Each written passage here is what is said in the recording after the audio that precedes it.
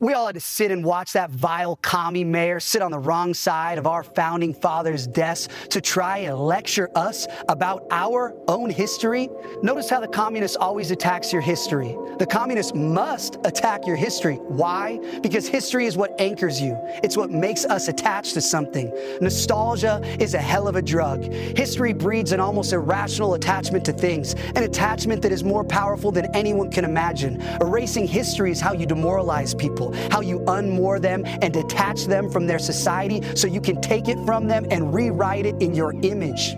Think of your country like a home. What makes your home special? It's not the marble countertops or the expensive furniture or the fancy appliances. It's the memories you have there.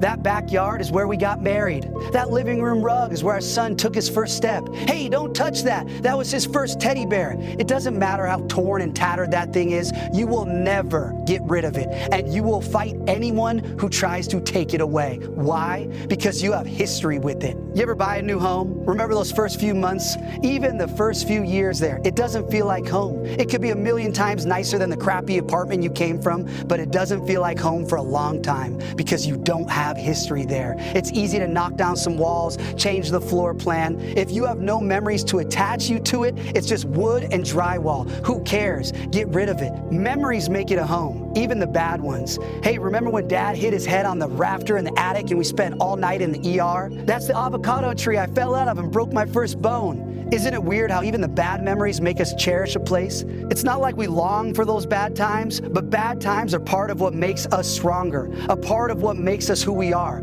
How can you resent those memories without fundamentally resenting who you are? History is so important to humans that even bad memories anchor us to our home. And that's what the communist always starts with, the bad memories. Oh, we can get rid of that little story. We can knock down that statue. We can change the name of that street. That's a bad memory from our history. You don't want that memory hanging around. You're not a bigot, right? And slowly but surely, this wall comes down, then that wall gets sledgehammered. The rafter where Dad hit his head, that's gone. The rug where your son took his first step, that's gone.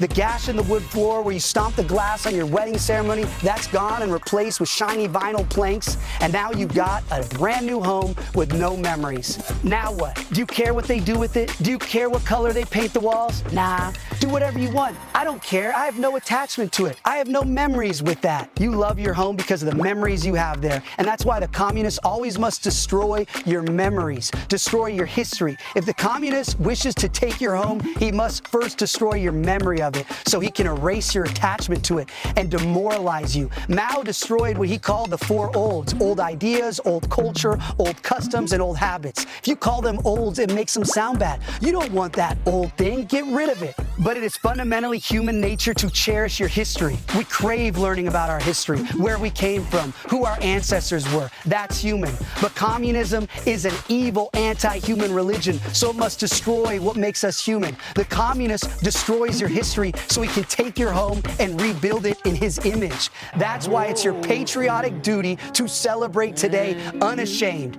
It's okay to love America. Not only is it okay to love America, it's necessary to love America. We are the only bulwark against tyranny on this earth. When Europe descends into madness time and time again, it's our sons who cross the oceans to fight and die for freedom and human dignity. We don't let evil people destroy our history and rewrite it in their image. This is Independence Day. It's not just a number on the calendar. Don't say Happy 4th. That's commie gobbledygook. No offense, but it sounds like some fucking commie gobbledygook. We say Independence Day.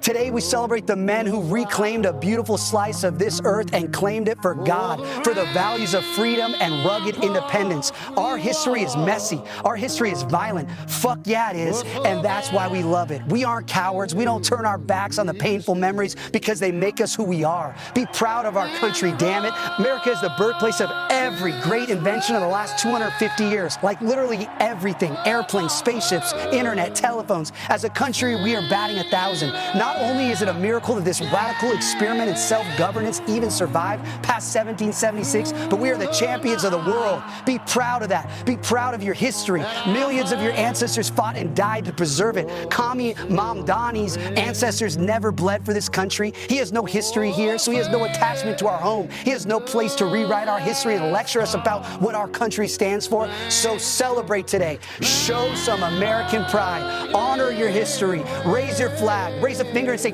fuck you, communists. This is our home, and you can't have it. Today we celebrate our Independence Day. God bless America.